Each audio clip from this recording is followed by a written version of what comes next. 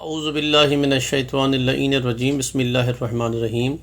سامعین و ناظرین، آج ہم سورہ مبارکہ منافقون کی فیوز و برکات، فضائل، اہمیت اور عملیات کو بیان کریں گے۔ یہ مدنی سورہ ہے، مدینہ میں نازل ہوا اور سورہ حج کے بعد یہ سورہ نازل ہوا۔ اس کی کل آیات بسم اللہ الرحمن الرحیم سمیت ٹوٹل 12 آیات ہیں۔ اس میں تقریباً 5 موضوعات پہ گفتگو کی گئی ہے، جیسا کہ منافقین کی علامتیں، کہ منافق میں کون کون سی علامتیں ہوتی ہیں تو بندہ منافق کہلاتا ہے۔ صاحبان ایمان منافقین کے سازشوں سے بچ کے رہیں۔ مومنین کو تنبیہ کی گئی ہے کہ دنیاوی نعمتیں انہیں یاد خدا سے غافل نہ کریں۔ اللہ کے راستے پر خرچ کرنے کا حکم ہے اور راہ خدا میں خرچ کرنے کے اخروی فوائد یعنی آخرت کے جو فوائد ہیں ان کو بیان کیا گیا ہے۔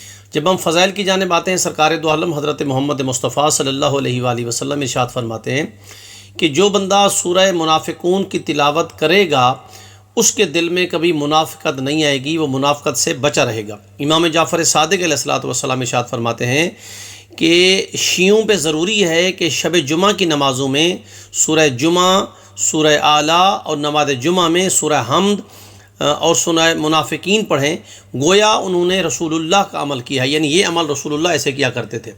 جب اس کے شان نزول کی جانب جاتے ہیں تو چونکہ سورہ منافقون میں سب سے پہلے منافقت کا تذکرہ ہے اور کہا گیا کہ میرے حبیب جب منافق تیرے پاس آئیں اور وہ آ کر کہتے ہیں کہ ہم اللہ اور اس کے رسول پر ایمان لائے ہیں، ان سے کہو کہ تم ایمان نہیں لائے ہو بلکہ ایمان تمہارے دلوں میں ابھی داخل بھی نہیں ہوا ہے۔ تو یہ واقعہ یہ ہے کہ ہجرت کے 5ویں سال پاک پیغمبر غزوہ بنی مصطلق سے واپسی پہ آ رہے تھے، تو ایک جگہ پانی کا کنواں تھا، اس پانی کے کنویں کے اوپر 2 بندوں کی ملاقات ہو گئی۔ ایک کا نام تاریخ نے لکھا ہے انس بن سیار انصاری اور دوسرے حضرت عمر کے کرندے جہجا۔ یہ آپس میں وہاں پانی لے رہے تھے، اچانک جھگڑا ہو گیا۔ جب جھگڑا ہو گیا تو کافی سلسلہ آگے بڑھ گیا۔ جب کافی سلسلہ آگے بڑھا ہے تو اس وقت یہ بات سن رہا تھا منافقین کا سردار عبداللہ ابن ابی۔ اس نے جب دیکھا اور موقع پاتے اس نے شور مچانا شروع کر دیا، چلایا۔ جب چلایا تو قریش کے لوگ جمع ہو گئے اور اس وقت مدینے کے انصار بھی جمع ہو گئے۔ تو اس نے ایک ہی جملہ کہا، اس نے کہا دیکھیں ہم واپس مدینے جا کے عزت دار ذلیلوں کو نکال دیں گے۔ جب یہ بات سنی زید بن ارقم نے، جو کہ اس وقت چھوٹی عمر کے تھے، کم سن تھے، لیکن سیدھا وہ پاک پیغمبر کی بارگاہ میں اور کہا یا رسول اللہ، اس طرح سے عبداللہ ابن ابی کہہ رہا تھا کہ ہم مدینہ واپس جا کے عزت دار ذلیلوں کو نکال دیں گے۔ پاک پیغمبر بہت رنجیدہ ہوئے اور رنجیدہ ہو کے، غمزدہ ہو کے جب یہاں سے چلے ہیں تو پھر یہاں روایت یہ کہتی ہے کہ چلنے سے پہلے پاک پیغمبر نے بلایا، دونوں کو بلایا ہے، اور جب دونوں کو بلایا تو ادھر انس بن یسار بھی آئے اور ان کے ساتھ حضرت عمر کے کارندے جہجا بھی آئے اور عبداللہ ابن ابی بھی آیا۔ جب اس سے پوچھا تو انہوں نے کہا کہ نہیں، زید بن ارقم نے جھوٹ بولا ہے، میں نے کوئی ایسی بات کی بھی نہیں ہے۔ اب لوگ چونکہ زید بن ارقم کو چھوٹا بچہ سمجھ کے اسے بیخکنی کر رہے تھے، ان کو سرزنش کر رہے تھے کہ نہیں بچے نے بات کی ہے، ہو سکتا ہے بچے سے غلطی ہو سکتی ہے، لیکن زید بن ارقم روئے اور کہا یا رسول اللہ میں نے کبھی جھوٹ نہیں بولا ہے، گو کہ میرا سن تھوڑا سا ہے، چھوٹا سن ہے، لیکن میں نے کبھی جھوٹ نہیں بولا ہے۔ تو بہرحال یہ بات جب ہو گئی، پاک پیغمبر کا قافلہ وہاں سے چل پڑا۔ مدینہ میں جیسے داخل ہوئے تو زید بن ارقم پہلے تو ڈر کے مارے گھر جا ہی نہیں رہے تھے، لیکن جب گھر میں داخل ہوئے تو کئی دن تک باہر نہیں نکلے شرمندگی کے مارے۔ لیکن جب پاک پیغمبر وہاں داخل ہوئے، اللہ نے وحی بھیجی اور اللہ نے فرمایا میرا حبیب عبداللہ ابن ابی جھوٹا ہے، کاذب ہے، زید بن ارقم سچا ہے، اس نے جو بھی کہا ہے وہ ٹھیک کہا ہے۔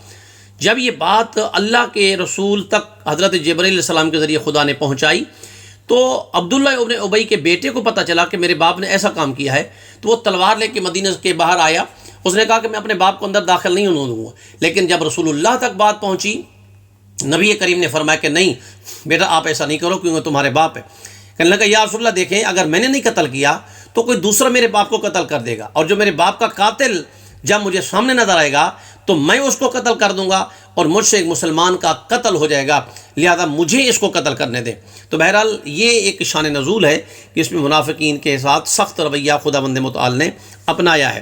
اور چونکہ منافقت ایک بہت بڑی روحانی بیماری ہے، بہت بڑی ایمانی بیماری ہے، ایمان نہیں ہوتا جس بندے میں منافقت ہو، اسی لیے کہتے ہیں کہ روحانی بیماریاں 3 بڑی ہیں، کفر، شرک، نفاق۔ یعنی سب سے پہلے جب شرک آئے گا اس کا بھی علاج ہے، کفر کا بھی علاج ہے، منافقت کا بھی علاج ہے۔ اسی لیے کہتے ہیں کہ اگر شرک کی بیماری دور کرنا ہے تو اس کا علاج لا الہ الا اللہ سے ہے، اور اگر کفر کا علاج کرنا ہے تو اس کا علاج محمد رسول اللہ ہے، اور اگر منافقت کا علاج کرنا ہے تو اس کا علاج علی ولی اللہ ہے۔ تو یہاں مومن کی 3 علامتیں، نشانیاں بھی بیان ہوئی ہیں تفسیر میں۔ دین کی وجہ سے دنیا میں عزت دار ہوتے ہیں، آخرت میں نجات، اور تیسرے نمبر پہ لوگوں کے دلوں میں ان کی ہیبت اور رعب بیٹھا ہوا ہوتا ہے۔ اور کہا گیا ہے کہ اصل میں عزت جو ہے وہ مومنین کے لیے، وَلِلَّهِ الْعِزَّةُ وَلِرَسُولِهِ وَلِلْمُؤْمِنِينَ، میرا حبیب ان سے کہہ دو عزت تو سب سے پہلے اللہ کی ذات کے لیے، اللہ خداوند متعال عزت دار ہے، پھر رسول کے لیے عزت ہے، اور اس کے بعد پھر مومنین کے لیے عزت ہے۔ مومنین کے بارے میں فرماتے ہیں کہ مولا علی اور اولاد علی سے مراد ہیں۔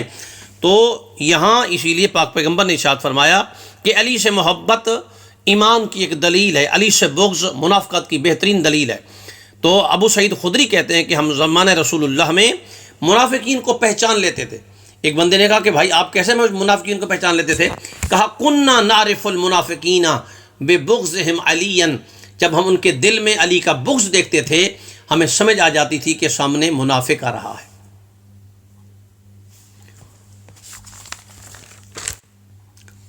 اور جب ہم عملیات کی جانب آتے ہیں تو اس میں 4 نقطے اہم ہیں کہ اگر سورہ منافقین پھوڑے جس انسان کو زیادہ نکلتے ہیں اس پہ پڑھی جائے تو وہ پھوڑے ختم ہو جائیں گے۔ نمبر 2، اگر کسی درد مند مریض جس کے جسم میں درد ہو اس کے اوپر پڑھی جائے تو پروردگار عالم اسے شفا عطا فرما دیتا ہے۔ اگر کسی کو آشوب چشم ہے، آنکھوں سے پانی نہیں رکتا ہے، تو اس پہ اگر سورہ منافقون پڑھی جائے تو وہ ٹھیک ہو جاتا ہے۔ اور اگر فرماتے ہیں کوئی دشمن ہے جس کے سر سے بچنا ضروری ہوتا ہے اور انتہائی شریر ہے، تو مولا فرماتے ہیں کسی ٹھنڈی جگہ کی مٹی اٹھا کے اس کو مٹھی میں رکھ کے سورہ منافقین اس کے اوپر دم کریں اور اس کے گھر کی جانب چھڑک دیں جہاں وہ رہتا ہے، تو اس کے شر سے انسان محفوظ ہو۔